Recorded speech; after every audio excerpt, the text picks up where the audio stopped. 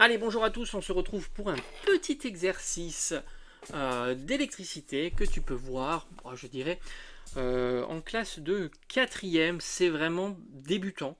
On va vraiment introduire quelques petites notions de loi d'Ohm. Alors je vais évidemment t'expliquer un petit peu ce circuit, mais tu l'auras certainement reconnu. On a un générateur dont la tension entre ses bornes est UG qui est égale à 6 volts. On a un circuit qui est en série, c'est basique. On a un courant qui sort de notre générateur qui est égal à 0,5 ampères.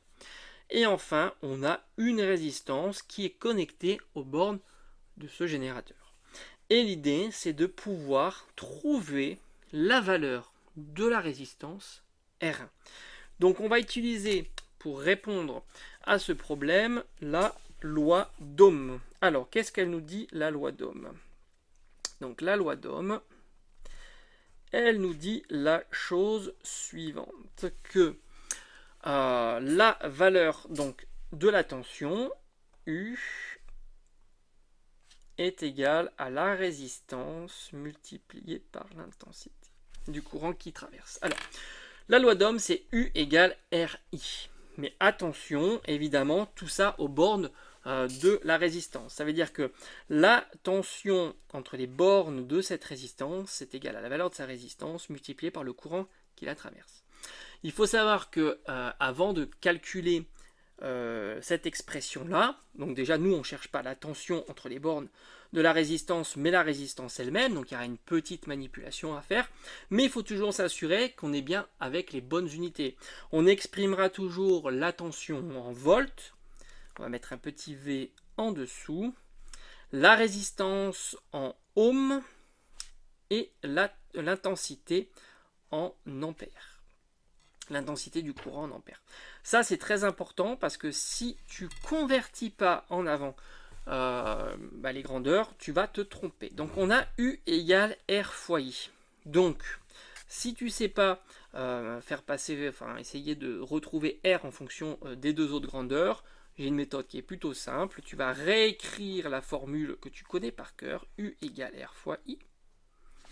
Donc nous, ce qui nous intéresse, c'est R. Comment se débarrasser du I ici? Tout simplement, quand tu as une égalité ici, si je divise ici par I, je dois préserver mon égalité. Donc par conséquent, je dois aussi diviser cette expression par I. Ok?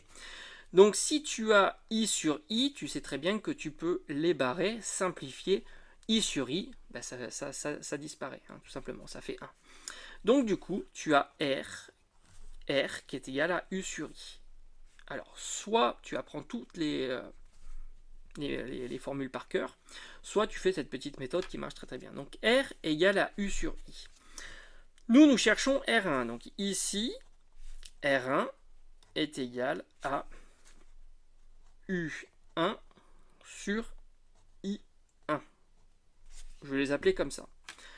Dans notre circuit, qui était un circuit en série, tu sais, d'après ta leçon, que le courant est le même en tout point d'un circuit série. Donc, I1 égale I. Ok? Parce qu'on est dans un circuit en série. Et que le courant est le même. Et étant donné que R1 est aux bornes du générateur, tu as U1 qui est égal à UG. Ok? Ça, c'est très important. Évidemment, si on avait eu un autre dipôle, ça change considérablement la donne. Le courant sera peut-être pas de la même valeur, mais toujours le même en tout point d'un circuit série, mais forcément, la tension en borne de récepteurs n'est pas la même que la tension en borne de chacun des récepteurs. Donc, on n'aura évidemment pas la même chose. Mais là, c'est plutôt simple, puisque la tension en borne de UG, qui est ici, est la même que la tension en borne de R1. Tu peux placer un voltmètre ici, c'est la même chose que si tu le places ici, évidemment.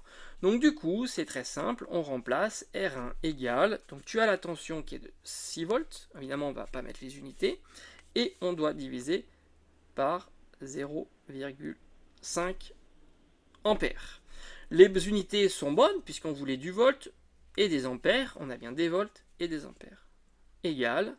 Alors là, tu as plusieurs solutions, soit tu utilises ta calculatrice, soit tu fais le calcul à la main. Alors, c'est égal à 12 ohms. Alors on aurait pu évidemment le calculer à la main. 0,5 c'est quoi? C'est 5 divisé par 10.